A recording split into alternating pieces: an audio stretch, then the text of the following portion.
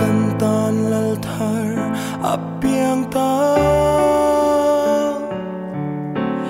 Chipai buking ikuna Kantanan nao piang chu Kantak saril rule tharao Thei namin pe song te Phật lệ trôi môi nan che cần lao Ít tan rim tuy chẳng xe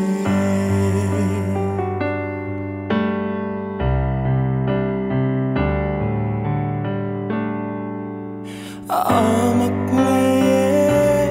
van lal Bethlehem bong in Roma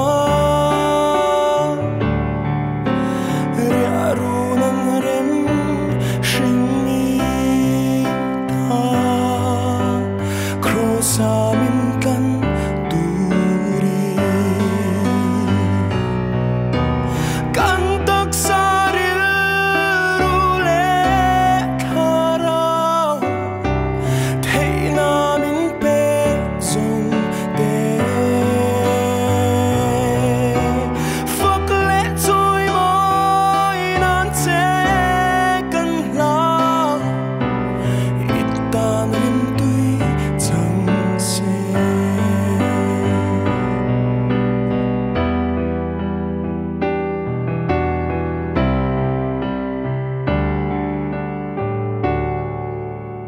Ola isu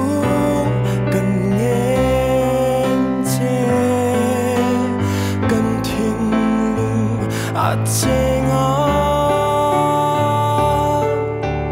lâu lệ ngang che cần gì nga cần chợt tuan la turi Kantak saril rule tharao Thei namin pe song te Phật lệ trôi môi nan che cần lao Ít tan rim tuy chẳng xe Kantak saril rule tharao Thei namin pe song te Phật lệ trôi môi nan che cần lao Ít tan rim tuy chẳng xe